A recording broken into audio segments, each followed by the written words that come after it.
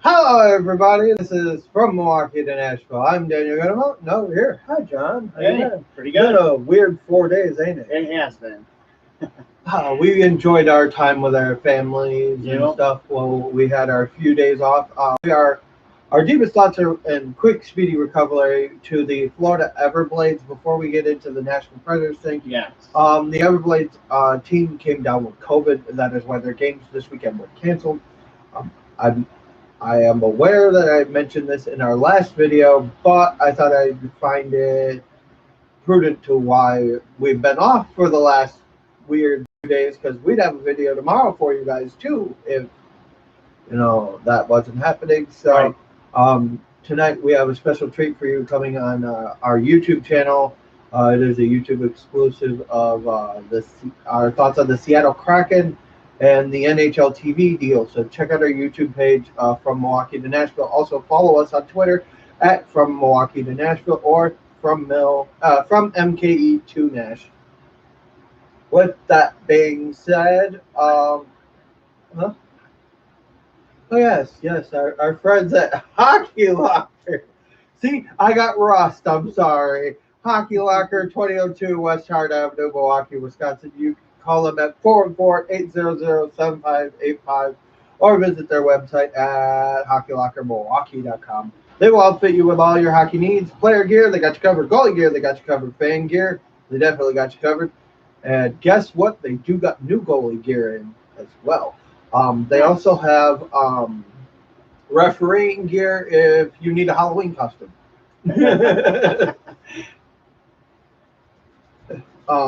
So with all that being said, let's get in this. I was kind of jumping the gun here a bit, thanks to my host keeping me in check here, my buddy.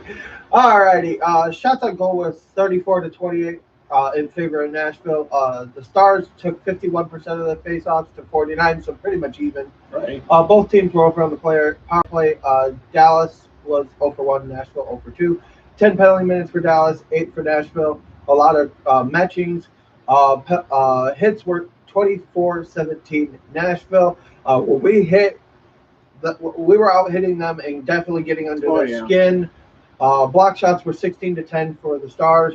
Giveaways were 8-7, and if I remember reading this correctly, the 14-4 takeaways. Yeah, the takeaways were 14-4 Nashville. Yep. So let's go into the scoring. First period, nothing. Second period, nothing. Third period, nothing. Oi. What? So many scoring goals. Oh my God. All right. Enough with the jokes here, but holla, holla, holla. If you hear me, Eric Holla, scoring his 8th goal of the season with Matthias Ekholm, his 16th in overtime. Yes, we gave up a point, but that does give us a 3-point lead over them in the standings. I will get into that in a minute as far as the league standings and everything, so that everybody knows. Everybody's score watching right now in the Preds fan base. So, I believe Dallas has a tough road ahead of them. We've got Columbus. We've had their number a bit this year. Carolina, not so much. Hopefully, we could squeak one out. Yeah. Well, we need one. Or at least to come out with points in those games. Right. Points are key. Don't leave without a point on the board. That's just the goal. If you can keep getting points, right, you can pretty much probably keep Dallas behind you. Yeah. Because, I mean, even if Dallas gets 2 points, you get a point, you're still up by, a game. So now you're up by, 2 points, and then, but with that being said, in net for Dallas was Anton Hudobin-Dabi. Sorry, I know Hudobin very well. I've said this numerous times when covering Dallas, but Hudobin's a friend. So, Dabi, how you doing? If you see this, buddy. He stopped 33 of 34 with a .971 save percentage. Had 2 penalty minutes for a trip. Sissons was 50% on the face-off. Wanted to point that out. UC Saros. What else can we say? Right. I mean, we're running out of things to say. Sorrow stood on his head and kind of started breakdancing. Did everything and anything he needed to. Yeah, That's what we need him doing, and he continues to do it game in and game out. it's getting to that spot where this team tonight played like a playoff team. Yes. It was also, before we get into too much more, welcome back Alexander Carrier, welcome back Phil Forsberg. Yep. You guys are a breath of fresh air into a very sore locker room. Yeah. I can tell you right now that we are probably going to be resting guys here and there. Yeah. To probably get healthy for. I mean, if you really look at it, you got Cousins, Grimaldi, and Arvidsson out. Ferrett's out. Fabro out. Harper out. You got some guys in there that you can switch in and out to keep them in game shape, but keep them healthy. You got to keep guys healthy. The run for the playoffs is going to be very important. Yes. Your referees today were John McIsaac and Kelly Sutherland. They definitely let them play today. Yes, they did. Real old school nitty gritty hockey game. Yeah. Heavy hitting. Yeah, I mean, that's playoff hockey. Yep.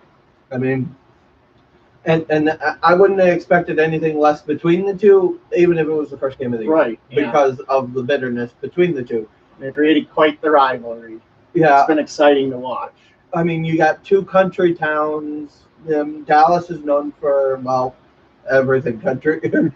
And so is Nashville. So it makes perfect sense for the rivalry outside of St. Louis with Nashville, with just the close proximity. And it does. Well, the Blackhawks, everybody except for Blackhawks fans hates the Blackhawks. Let's just be real here. Linesmen were Johnny Murray and Corey Nagy. Head coach for Dallas is Rick Bowness. I saw Rick Bowness getting yelled at by Jason Robertson on the bench, and it was something along the lines of, "This is all your effing fault." I would not be surprised to see him benched next game. Right. John Hines is the head coach for Nashville.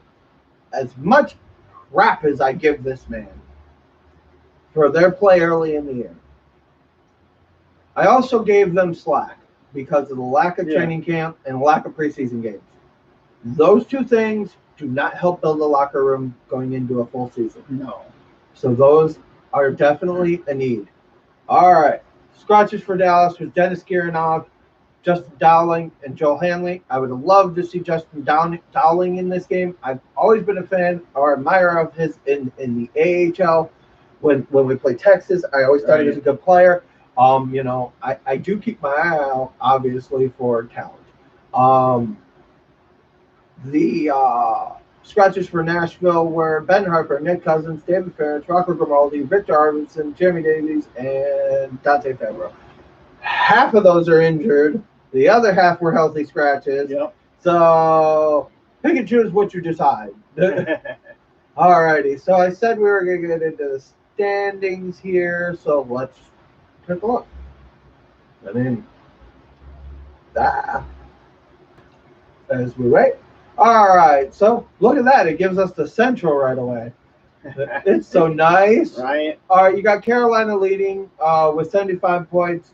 Florida with 73.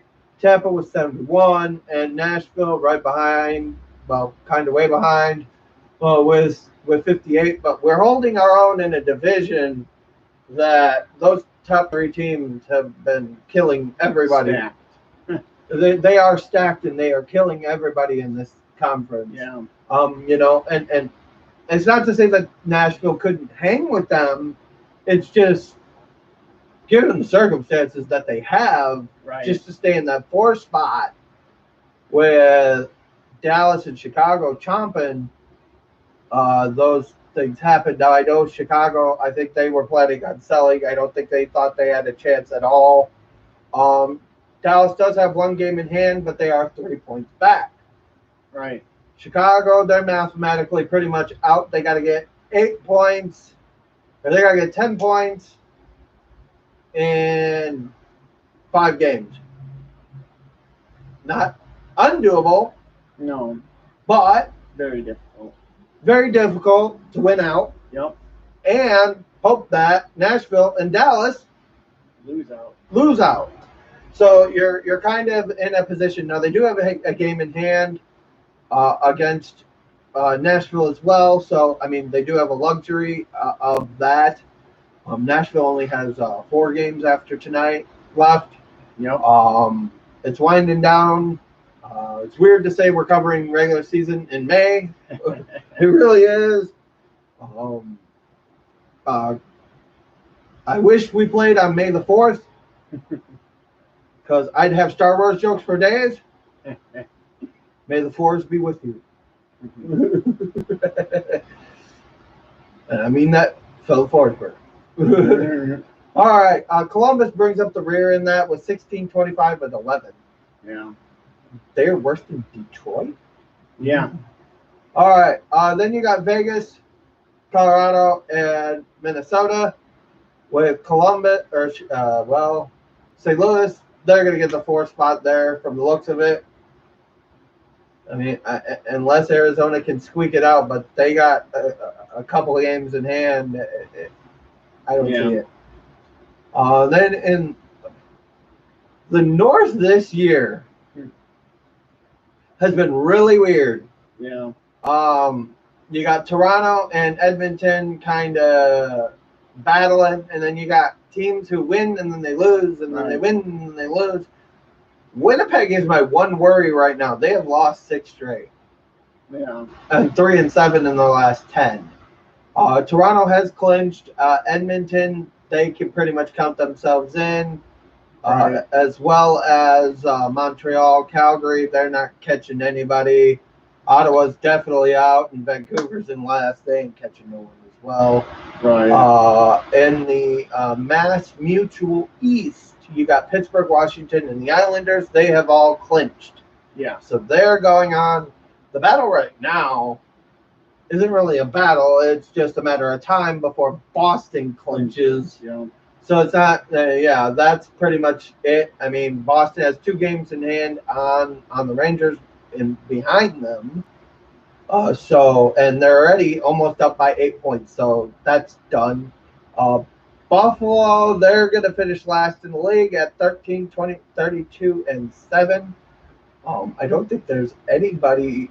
No. The Ducks. That's close. That's close. Yeah. The Ducks are the.